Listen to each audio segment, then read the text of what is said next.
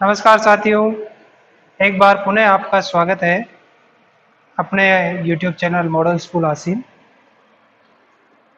पहले हम पिछली क्लास में बात की थी कि केमिकल रिएक्शंस कैसे होती है, उसमें क्या क्या चेंजेज होते हैं और वो आगे क्या प्रोसेस होता है उसका, तो उसके बारे में हम बात कर रहे थे। उससे जस्ट हम आगे बढ़ गए थे। लास्ट हमने एक एग्जाम्पल लिखा था जिसमें केमिकल रिएक्शन का लिखा था आपने, हाइड्रोजन और ऑक्सीजन दोनों का रिएक्शन हुआ था तो आपका वाटर का फॉर्मेशन हुआ था।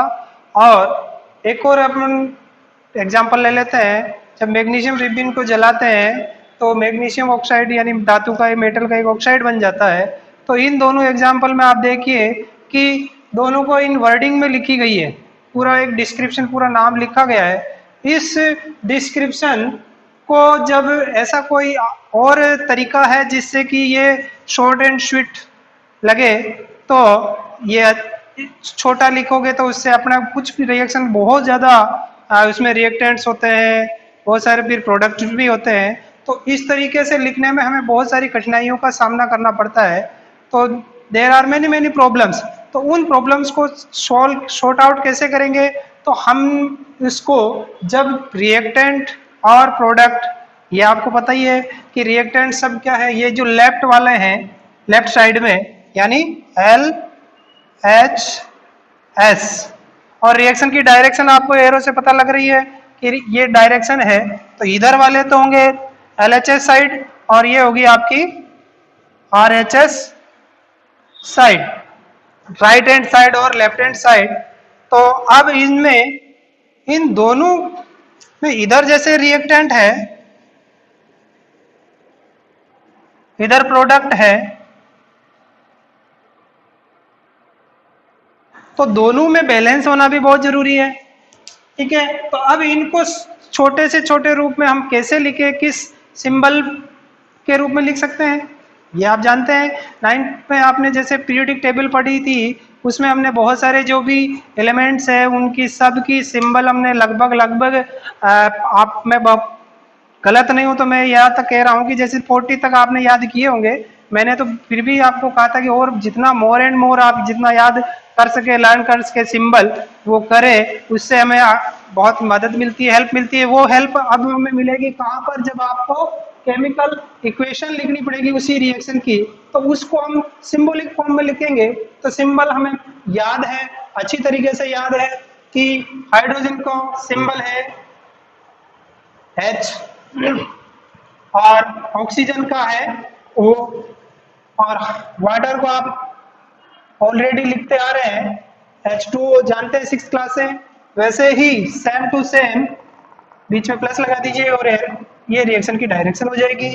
और यहाँ पर सेकंड एग्जांपल में मैग्नीशियम को Mg से लिखते हैं, ये आपने याद किया होगा, और ऑक्सीजन को वापस अगेन O से, और यहाँ आपका बनता है मैग्नीशियम का ऑक्साइड। ठीक है, तो यह सिंबॉलिक फॉर्म में लिखना, ठीक है, शॉर्ट एंड स्वीट हो जाता है, ज्यादा हमें लिखना नहीं पड़ता, एक सिंबल उसका लिखा और हमारा काम इजी हो जाता है। तो इस तरीके से किसी भी केमिकल रिएक्शन का उसकी सिंबॉलिक फॉर्म में लिखना ही क्या कहलाता है उसका, केमिकल इक्वेशन। इजी है, किसी भी केमिकल रिएक्शन का उसको सिंबॉलिक फॉर्म में लिखना, उसको हम कह सकते हैं केमिकल इक्वेशन। तो chemical equation represent the chemical reaction. तो अब यहां पर आप थोड़ा सा आप देखिए कि 9th क्लास में मैंने एक चीज आपको बताई थी कि जब भी कोई भी केमिकल चेंज होता है या कहीं पे भी कुछ भी चेंज होता है, तो एक जो मैटर है उसका अदर मैटर में उसका केवल सिंपल चेंज होता है। ठीक है, आपको पता ही है। और उसमें और कोई ऐसा नहीं है कि उसका जो मास है वो एकदम कंजर्व रहता है। तो आपने पढ़ा है ये, आप थोड़ा उसको रिकॉल कीजिए कि कंजर्वेशन ऑफ मास और कंजर्वेशन ऑफ एनर्जी, ये आपने पढ़ा ही है। तो यहाँ पर हम उस चीज को कि यहाँ पर भी केमिकल रिएक्शन हो रही है, तो हमें ये पता है कि यहाँ पर भी वो लॉ लगेगा। वो रूल यहाँ लग जाएगा। क्यों? क्योंकि कभी भी कोई केमिकल रिएक्शन होती है तो आपको पता है कि एक मेटर या एक एलिमेंट दूसरे कंपाउंड से में चेंज होगा, ठीक है, कंपाउंड में चेंज होगा, लेकिन वहां पर उसका जो मास है या नंबर ऑफ एटम है, दोनों एक ही, क्योंकि नंबर ऑफ एटम से ही उसका मास क्रिएट होगा, तो वो हमेशा कंजर्व रहता है, मतलब उसमें कोई चेंज नहीं आता। तो यहाँ पर भी आप देखिए, अब यहाँ पर हाइड्रोजन है, यहाँ पर ऑक्सीजन है, तो यहाँ पर आप देखिए कि दोनों एक एक को रिप्रेजेंट, एक एटम को रिप्रेजेंट कर रहे हैं, लेकिन जब यहां आप देखोगे तो कुछ चेंज है। समझ में आ रहा? क्यों? क्या चेंज है कि यहां पर आपका H2 यानी दो एटम है, तो यहां पर आप देखोगे कि RHS साइड में एटम्स की जो संख्या है वो ज्यादा है और यहाँ पर कम है। वैसे की वैसी कंडीशन आप आगे देखिए कि यहाँ पर मैग्नीशियम है या ऑक्सीजन है MgO, बट एक हल्का सा मैंने आपको पहले भी बताया था पिछली क्लास में कि ये स्टेबल कब रहेगा, जब ये डाई एटॉमिक फॉर्म में रहेगा। तो सिंगल एटॉमिक फॉर्म में ये स्टेबल भी नहीं है, ये हम पहले से ही जानते हैं कि कुछ एलिमेंट्स ऐसे होते हैं जो सिंगल एटॉमिक स्ट्रक्चर में वो स्टेबल नहीं रहते हैं, तो वो कंबाइन रहना डाइएटॉमिक, ट्राइएटॉमिक और टेट्राएटॉमिक भी हो सकते हैं, तो ऐसे बढ़ सकते हैं। लेकिन अब यहाँ आपको इसको डाइएटॉमिक करना पड़ता है, तो यहाँ पर अगर हम इसको डाइएटॉमिक ये स्टेबल पोजीशन लिखेंगे तो सेम कंडीशन ऊपर भी लगती है, क्योंकि ये भी एक डाइएटॉमिक मॉलिक्यूल है, तो यहाँ पर भी आपको O2 करना पड़ेगा, और हाइड्रोजन भी एक डाइएटॉमिक है, ये भी आप पता है, तो इसकी स्टेबल पोजीशन है डाइएटॉमिक। तो अब इस तरीके से देखोगे कि अब आप इसको बैलेंस कीजिए कि यहाँ पर भी दो हो गए, यहाँ दो ऑक्सीजन हो गए, यहाँ आपके हाइड्रोजन दो है, दो से दो बराबर है, कंप्लीट हो गया। बट अब दूसरा हो गया, ऑक्सीजन यहाँ पे सिंगल है, यहाँ डबल है, तो यहाँ आपको क्या करना पड़ेगा, वापस इसको डबल करना पड़ेगा, ठीक है।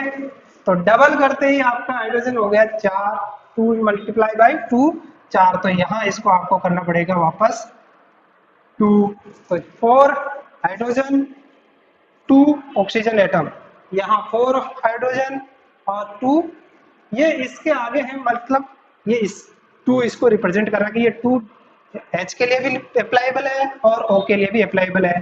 तो H के लिए अप्लाइबल हुआ तो 2 को 2 से मल्टीप्लाई किया तो 4 हो गया, और 2 ऑक्सीजन के लिए हो गया 2 तो 2। तो इस तरीके से एटम में बराबर हो गए, आपके नंबर ऑफ एटम्स इक्वल हो गए और हाइड्रोजन के एटम भी इक्वल हो गए। और आपके जो मैग्नीशियम, जैसे यहाँ इसको देखोगे तो यहाँ ऑक्सीजन आपके 2 एटम्स है, तो हमें इसको भी 2 करना पड़ेगा, तो यहाँ 2 करते आपका मैग्नीशियम भी 2 एटम्स हो गए, ऑक्सीजन भी 2 एटम्स हो गए, तो ऑक्सीजन तो एकदम बराबर है, लेकिन मैग्नीशियम आपका सिंगल है, तो इसको आपको आगे होल नंबर से लिखना पड़ेगा 2mg। इस तरीके से देखो 2mg 2mg 2O2, तो O ये दो पीछे है, तो ये दो इस पे भी आगे लगा हुआ है, इसका मतलब यही है। तो इस तरीके से आप जब केमिकल इक्वेशन को किसी भी केमिकल इक्वेशन को जब बैलेंस करते हैं, ठीक है, जब LHS और RHS यानी रिएक्टेंट और प्रोडक्ट में उसमें नंबर ऑफ एटम्स की संख्या को जब इक्वल करते हैं, या जिस विधि से आप करते हैं, इस तरीके की विधि को हम कहते हैं हिट एंड ट्रायल मेथड। किस टाइप का मेथड बेटा? Hit and trial. तो ये एक सिंपल सा आपको नाम याद रखना, ये हिट एंड ट्रायल मेथड कहा जाता है, जिसमें आपको रिएक्टेंट और प्रोडक्ट को इक्वल करना पड़ता है। तो इस तरीके से अब मैं आपको समझ में आ गया होगा कि रिएक्टेंट और प्रोडक्ट, ठीक है, रिएक्टेंट हमेशा LHS यानी लेफ्ट हैंड साइड में लिखे जाएंगे और प्रोडक्ट हमेशा राइट हैंड साइड में लिखे जाएंगे। और रिएक्टेंट या प्रोडक्ट को जब सिंबॉलिक फॉर्म में लिखेंगे, सिंबॉलिक फॉर्म में लिखना, उससे हम क्या कहेंगे? Chemical equation form. और जब इन नंबर ऑफ एटम्स को हम इक्वल करेंगे, LHS और RHS इक्वल होगा, तो इस इक्वल करने को हम कहें, उस जो लास्ट में जो आपकी केमिकल रिएक्शन आपको मिलेगी वो होगी आपकी बैलेंस्ड केमिकल इक्वेशन। अब बैलेंस करना क्यों जरूरी है, ये आपको पता चल गया कि साइंस में जो रूल लगता है कंजर्वेशन ऑफ मास, तो जब भी कोई केमिकल रिएक्शन हो रही है या वहां पर कहीं पे भी कोई ऐसा चेंज केमिकल चेंज हो रहा था, वहां पर नंबर ऑफ एटम्स कांस्टेंट रहेंगे। मतलब दोनों तरफ आप जब प्रोडक्ट में देखोगे या रिएक्टेंट में देखो, तो जो रिएक्टेंट आपने लिया वो प्रोडक्ट में मिलेगा, तो वहां नंबर ऑफ एटम्स भी इक्वल होना चाहिए। कंजर्वेशन ऑफ मास का रूल भी लगेगा, तो मास भी कब उनका एटॉमिक मास दोनों तरफ का जो टोटल मास बराबर आएगा। कि आपने 100 ग्राम आपने नमक ले लिया और 100 ml आपने वाटर ले लिया, जब उसका सॉल्यूशन बना दिया, दोनों में रिएक्शन हो गई, तो लास्ट जो आपका सॉल्यूशन मिलेगा साल्ट सॉल्यूशन, तो उसका टोटल मास क्या होगा, दोनों का प्री जो मास था रिएक्टेंट में और प्रोडक्ट में जो मास रहेगा वो दोनों इक्वल होना चाहिए। 100 प्लस 100 ml जो, और टोटल प्रोडक्ट में भी आपको बाद में उसको जब आपका मेजर करोगे वेट उसका, तो वो बस सेम मिलेगा। जबकि वो चेंज हो गया, पहले सॉल्ट अलग था और वाटर अलग था, लेकिन अब जब आप प्रोडक्ट देखोगे उसको टेस्ट करोगे तो उसमें आपका वो साल्ट सॉल्यूशन बन जाता है। इसी तरीके से जब आप इसमें हाइड्रोजन और ऑक्सीजन लेंगे, जितनी मात्रा मास इसका होगा उतना ही प्रोडक्ट आपको मिलता रहेगा। ठीक है, तो इस तरीके को हम कहते हैं बैलेंस केमिकल इक्वेशन। और बैलेंस करना, इसको बैलेंस की मेथड था हिट एंड ट्रायल मेथड। और केमिकल इस तरीके से किसी भी केमिकल रिएक्शन को जब हम सिंबॉलिक फॉर्म में लिखेंगे तो इसे हम कहेंगे केमिकल इक्वेशन। ओके, तो दो छोटी सी डेफिनेशन लिख लीजिए, मैं लिखवा देता हूं, आप पॉज करके इसको नोट कर लीजिए। हाँ, तो अब अपन लोग क्या करेंगे कि केमिकल इक्वेशन की डेफिनेशन लिख लेते हैं। सिंपल से दो वर्ड याद रखना, ये दो मैं जो अंडरलाइन करता हूं उसको विशेष रूप से आप नोट करना। Representation of a chemical reaction in term of symbols. क्या होना चाहिए उसमें, जब सिंबल यूज हो रहे हैं और फॉर्मूले जो कंपाउंड्स बनेगा या जो भी गैस वगैरह बनेगी उन सब के सिंबल्स, और अगर कोई बड़ा कोई कंपाउंड यूज हो रहा है तो वहां पर उसका फॉर्मूला लिखना of the reactants and products, दोनों के रिएक्टेंट और प्रोडक्ट के सिंबल और फॉर्मूले जब लिखे जाएंगे तो ये किसको रिप्रेजेंट करेगा, chemical equation is known as chemical equation. अब बैलेंस्ड केमिकल इक्वेशन किसे कहेंगे, तो उसमें भी जब सेम सिंपल सा है कि जब when number of atoms of reactant and product are equal then it is called balanced equation. ठीक है, तो इसमें सिंपल सा एक वर्ड चेंज आप कर सकते हो। जब बैलेंस्ड केमिकल इक्वेशन की डेफिनेशन अगर लिखनी हो तो representation of a chemical reaction in term of symbol or formula of the reactant and product, तो number of atom of reactants and products, तो इसको हम बैलेंस्ड केमिकल इक्वेशन कर लेते हैं। एक उसकी भी डेफिनेशन लिख लेते हैं थोड़ा सा। तो हमने अभी लिखा है थोड़ी देर पहले कि एक केमिकल इक्वेशन को बैलेंस करना, थोड़ा बहुत मैंने आइडिया दिया था। तो अब बैलेंस केमिकल इक्वेशन की सिंपल सी वो आप डेफिनेशन लिखिए, when number of atoms of different element is same on both side. Both side में तो समझ गए LHS और RHS, जो एरो है वो रिएक्शन की डायरेक्शन को बता रहा था। LHS साइड में जो भी रिएक्टेंट्स है और RHS साइड में जो भी प्रोडक्ट है उनमें नंबर ऑफ एटम्स की जो संख्या है total LHS equal to RHS हो of the both the arrow is called balanced chemical equation। समझ में आ गया। तो सिंपल सा रिएक्टेंट और प्रोडक्ट के जो एलिमेंट्स की total number of atom elements अगर इक्वल है तो that is called balanced chemical equation. ये बहुत जरूरी है अपने साइंस में, क्योंकि बैलेंस इक्वेशन होगी तभी उसका मास कंजर्वेशन ऑफ मास का लॉ लगेगा, कंजर्व ऑफ एनर्जी का भी उसमें रूल लगेगा तभी, क्योंकि बिना रूल के साइंस चलती नहीं है। उस हिसाब से उसमें ये रूल भी काम करेगा, तभी हम इसको कह सकते हैं बैलेंस केमिकल रिएक्शन। और उसका फर्स्ट मेथड है हिट एंड ट्रायल मेथड, जो अभी हम सीखेंगे। इसके स्टेप बाय स्टेप मैं लिख दूंगा, आप उसको थोड़ा सा नोट करते रहना, वीडियो को पॉज कर करके बीच बीच में लिख लेना। और सेकंड मेथड है पार्शियल इक्वेशन मेथड, ये थोड़ा सा हायर क्लास में आएगा, तो ये आपका कोई काम का नहीं है। अभी फिलहाल हमें सिंपल सा सीखना हिट एंड ट्रायल मेथड। तो नोट कीजिए हिट एंड ट्रायल मेथड में क्या क्या स्टेप्स है वो हम टोटल यहाँ लिख देते हैं, आप लिखिए इसको। तो हम बैलेंस केमिकल इक्वेशन के बारे में डेफिनेशन समझ में आ गई। एलएचएस और आरएचएस, उसमें नंबर ऑफ एलिमेंट्स है, एटम्स इक्वल होने चाहिए, ये सबसे पहला उसका रूल है। तो ये कैसे किया जाता है? Hit and trial first method है। उसमें हिट एंड ट्रायल में सबसे पहले हमें क्या करना पड़ेगा, कोई भी केमिकल इक्वेशन है उसको सिंपल लिखना पड़ेगा सिंबॉलिक फॉर्म में, ताकि वो इक्वेशन बन जाएगी। तो जैसे हमारे यहाँ अभी अपने सिलेबस में एक एग्जांपल दे रखा है साइंस बुक में कि आयरन जब पानी के कांटेक्ट में आता है तो वहाँ रस्टिंग की प्रोसेस होती है, और रस्टिंग से जो आपका आयरन है वो अदर कंपाउंड में कन्वर्ट हो जाता है और एक हाइड्रोजन गैस वहाँ प्रोड्यूस होती है। तो इसको एक सिंपल इक्वल फॉर्म में लिख दी। और फर्स्ट स्टेप में हमें क्या करना है, एक तो केमिकल रिएक्शन लिख देनी है इजी वर्डिंग में, इजी सिंपल सिंबल में। और फिर उसमें क्या करना कि सभी जो एलएचएस साइड और आरएचएस साइड यानी दोनों रिएक्टेंट और प्रोडक्ट पर जो जो जितने जितने रिएक्टेंट है उसके ऊपर बॉक्स बनाना है। ऐसे बॉक्स ड्रॉ कर दीजिए, हर एक के ऊपर एक एक बॉक्स पूरा बना दीजिए।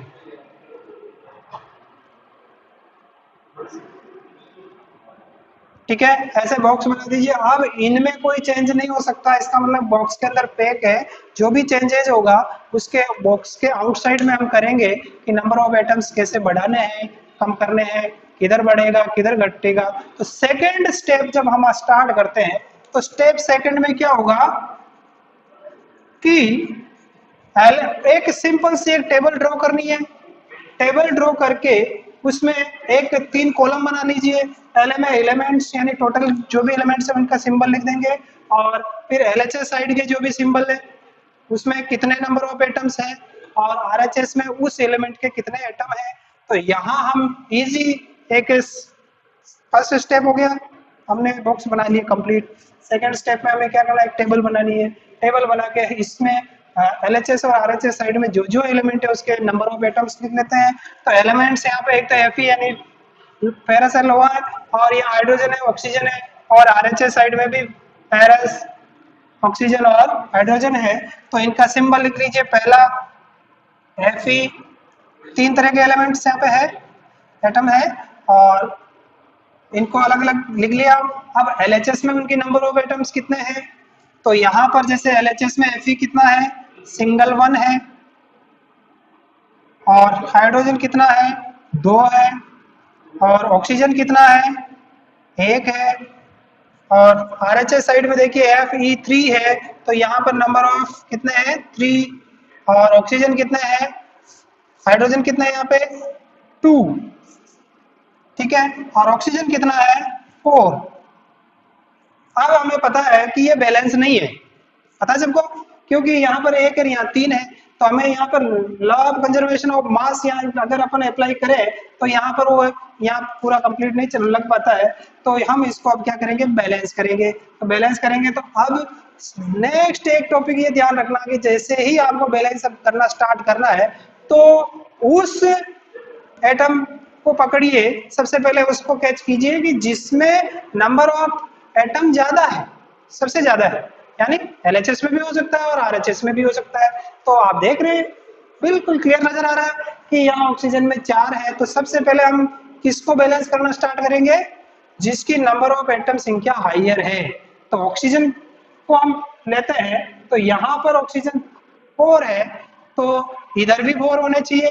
तो 4 होने के लिए क्या करना पड़ेगा कि ये 1 है, तो ये कितने से मल्टीप्लाई करोगे तब 4 4 हो जाएगा, 4 से, कितने से, 4 हो गया, 4 एंड 4। तो अब इसी 4 कंप्लीट है, 4 यहाँ पे। अब उसके बाद डिक्रीजिंग ऑर्डर में देखिए आप कि उससे कम नंबर ऑफ एलिमेंट्स किसके हैं उसको ले लीजिए। तो यहाँ पर आपको वापस वही बात है कि आरएचएस साइड में वापस आपको आयरन के कितने दिख रहे हैं, 3, और एलएचएस साइड में आयरन कितना है, 1। तो यहाँ पर 3 है, यहाँ 1 है, तो इसको इक्वल करने के लिए क्या करना पड़ेगा आपको, इसको 3 से मल्टीप्लाई करना पड़ेगा। हो गया इजी, 3 इक्वल 3। लास्ट आपका बच गया है हाइड्रोजन, तो ये तो ऑलरेडी इक्वल है, तो इसको हमें इक्वल करने की कोई खास जरूरत नहीं पड़ेगी। तो अब इसको जैसे हमने जिसको जिससे मल्टीप्लाई किया है तो उसको हम पहले स्टार्ट करते हैं ऑक्सीजन के, तो यहाँ 4 है तो अब यहाँ पर 4 करना ही पड़ेगा, ठीक है, क्योंकि ये 4 कब होगा, अब जो भी आप इसको मल्टीप्लाई करोगे बैलेंस करने के लिए जो भी नंबर यूज करोगे उसको बॉक्स के बाहर लिखना है, बॉक्स के अंदर वाले को डिस्टर्ब नहीं करना है। तो 4 जब हम यहां पुट अप कर देते हैं तो अब आप देख लीजिए कि 4 यहां पुट अप कर लिया तो यहां पर 4 इक्वल 4 हो गया, और यहाँ 3, तो इधर आपने एलएचएस में किससे मल्टीप्लाई किया था, 3 से, तो इसको भी इसके बाहर, ठीक है, थोड़ा कंजेस्टेड हो गया, मैं इसको थोड़ा मिटा देता हूं तो एक सिंपल फॉर्म आ जाएगी। आप ये वीडियो पॉज कर करके बार बार इसमें आप जैसे जैसे स्टेप बाय स्टेप देखिए। तो फर्स्ट स्टेप हो गया बॉक्स बनाना, फिर सेकंड स्टेप इसमें एक टेबल ड्रॉ करके उसमें उनको एलिमेंट्स के नंबर ऑफ एटम की लिखनी है। थर्ड स्टेप क्या होगा कि जो हायर नंबर ऑफ एलिमेंट्स जो एटम है उसको सबसे पहले बैलेंस करेंगे, फिर डिक्रीजिंग ऑर्डर में नेक्स्ट जो एलिमेंट होगा उसको स्टेप बाय स्टेप लिखेंगे। तो 2 स्टेप तो ये हो गई, थर्ड और फोर्थ में लिख देता हूँ, आप भी इसको नोट करते रहिए अपनी नोट्स वाली नोटबुक में। हाँ, तो अब स्टेप बाय स्टेप आप 2 स्टेप आपने लिख ही लिए। थर्ड स्टेप देखिए बहुत इजी है, third equalize the number of the atom of the elements on both side which has maximum number of atoms. बहुत साइड में जब भी हमने स्टार्ट किया था ऑक्सीजन सबसे मैक्सिमम था, फिर हमने उससे डिक्रीजिंग ऑर्डर में फेरस था, फेरस को किया, फिर हम लास्ट आएंगे हाइड्रोजन पे, ऑक्सीजन और हाइड्रोजन जो भी है इसमें। और देखिए अब फोर्थ है try to equalize all atom of elements by adding coefficient in front of it.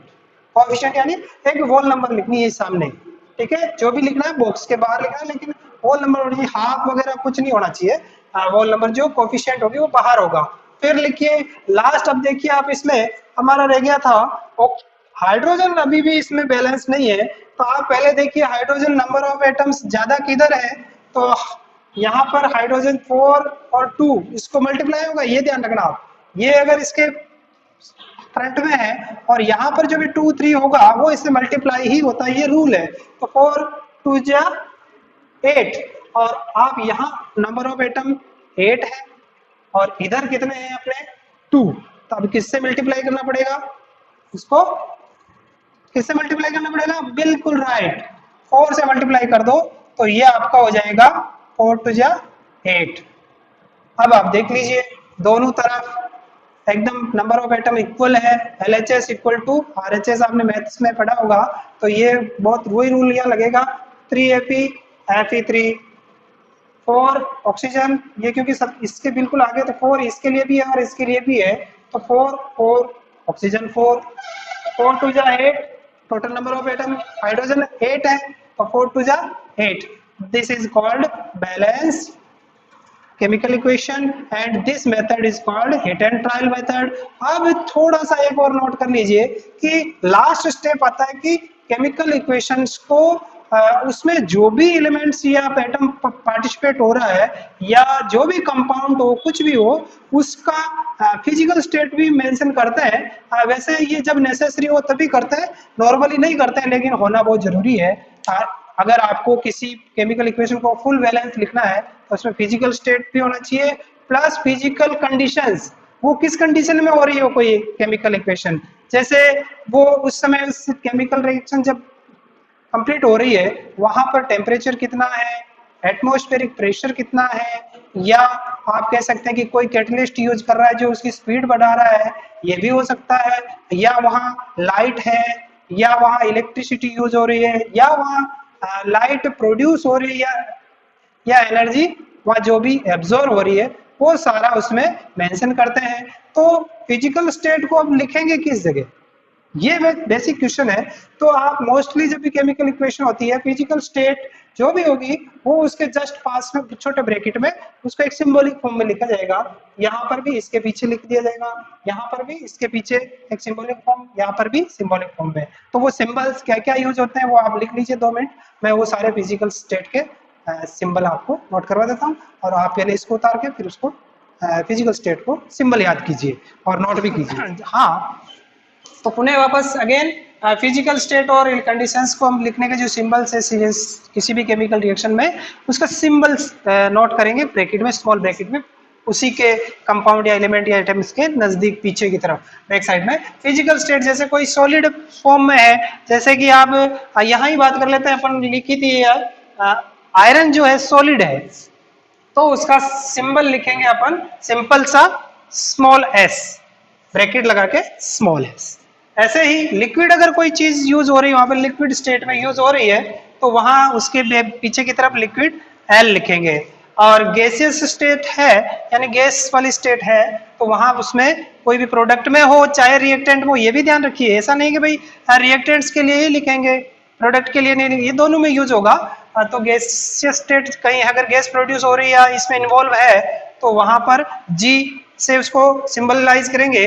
और एक्वस सॉल्यूशन अगर उसका यूज हो रहा है, जैसे नमक और पानी का सॉल्यूशन बनाया तो वो एक सॉल्यूशन बन गया, तो वहां पर उसके लिए लिखेंगे एक्यू, ये एक सॉल्यूशन फॉर्म में है। किस फॉर्म में है? सॉल्यूशन, तो एक्यू है ना, ब्रैकेट में लिख देंगे। और अगर अब इसी को देख लीजिए, यहाँ पर ये सॉलिड है, ये जी लिखा हुआ, देखिए H2O पानी होता है, लेकिन यहाँ उसकी स्टेट बता रही है जी, यानी गैसियस, यानी वो वाटर वेपर फॉर्म में यूज हो रहा है। यहाँ पे किस फॉर्म में यूज हो रहा है? Water vapour form. और यहाँ पर जो प्रोडक्ट बन रहा है, कंपाउंड बन गया, तो यहाँ पर ये जो है आपका सॉलिड फॉर्म में है, और H2 यानी हाइड्रोजन एक गैसियस फॉर्म में यहाँ से रिलीज हो रही, इवोल्यूशन ऑफ हाइड्रोजन, तो ये गैसियस स्टेट में है। और जो कंडीशंस है कि उस समय उससे जब वो केमिकल इक्वेशन वहां पर कंप्लीट हो रही है, तो वहां टेम्परेचर कितना है, प्रेशर कितना है, atmospheric pressure normally one use होता है। और बट जो अलग अलग कंडीशन केमिकल इक्वेशन के लिए कुछ केमिकल रिएक्शन ऐसी होती है जो उनको अलग अलग प्रेशर पर वो कंप्लीट होती है, तो वहां पर प्रेशर भी एटीएम यानी उसका एटमॉस्फेरिक प्रेशर। तो कैटलिस्ट भी यूज होते हैं बहुत सारी, आप हायर क्लास में पढ़ोगे, जब भी कोई ऐसी कुछ केमिकल रिएक्शंस है जहां पर वहां पर कैटलिस्ट यूज होते हैं। तो अब इनको कहाँ लिखे? इनको हम जब भी लिखेंगे तो ये जो कंडीशंस होगी, ये इस एरो के ऊपर या नीचे, दोनों में से आप कहीं पे भी लिख सकते हो, लेकिन जो स्टेट है ये वहां रिएक्टेंट और प्रोडक्ट के बैक साइड में ही लिखी जाएगी। केवल ये ध्यान रखना कि कोई अगर टेम्परेचर कितना यूज हो रहा है, तो वो यहाँ पे जैसे 40 डिग्री है तो 40 डिग्री सेंटीग्रेड लिख दीजिए।